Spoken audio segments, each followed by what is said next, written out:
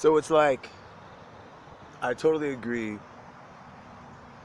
It's absurd to even argue with people who don't care or seem not to care about whether they live or not, or how functional they are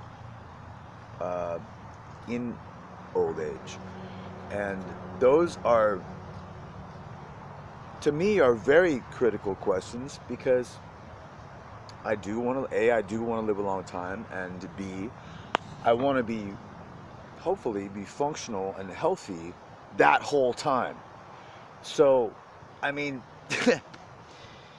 people who don't acknowledge the importance of nutrition when it comes to length of life, and more importantly, arguably, functionality during your length of your life. I mean, people who don't see that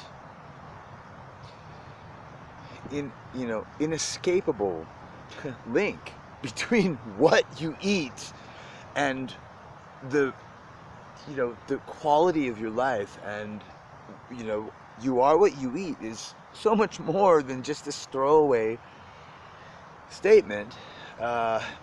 We are, life itself is the most incredible event.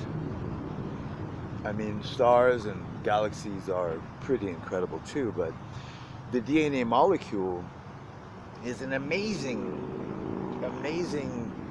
self-replicating bit of molecular machinery that, according to the scientists, and I always want to say the Big Bang guys are the creationists, right? Because it seems to me like it encapsulates or defines the idea that the universe came from a single point, would be called creation, and so as I pointed out in my other video, I think there's a lot of overlap between the Jewish creation myth, which is the Old Testament, which is also Christian. The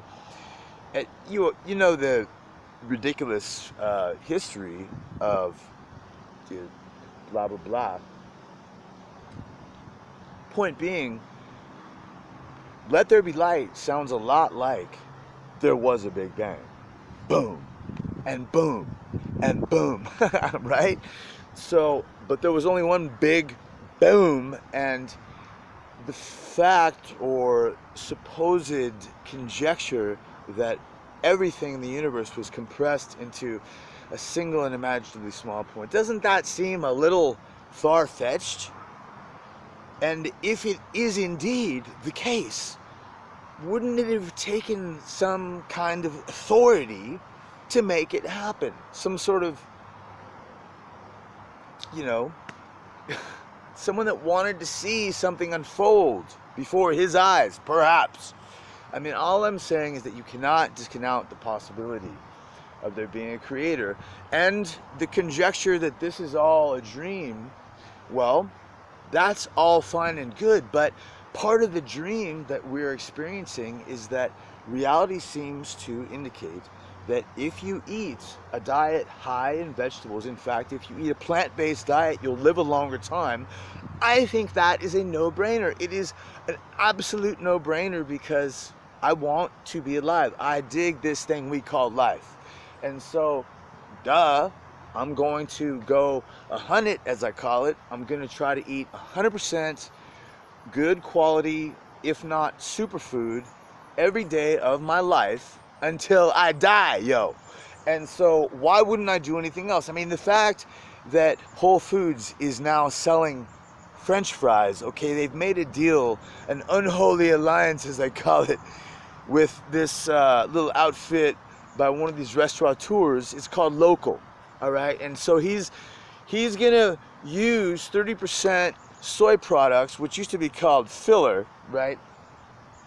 He's gonna be used 30% soy products in his little burgers. He's now cooperating with Whole Foods to have a little burger joint in the Whole Foods, and this is happening at every Whole Foods now that Amazon took over. You know, God bless them.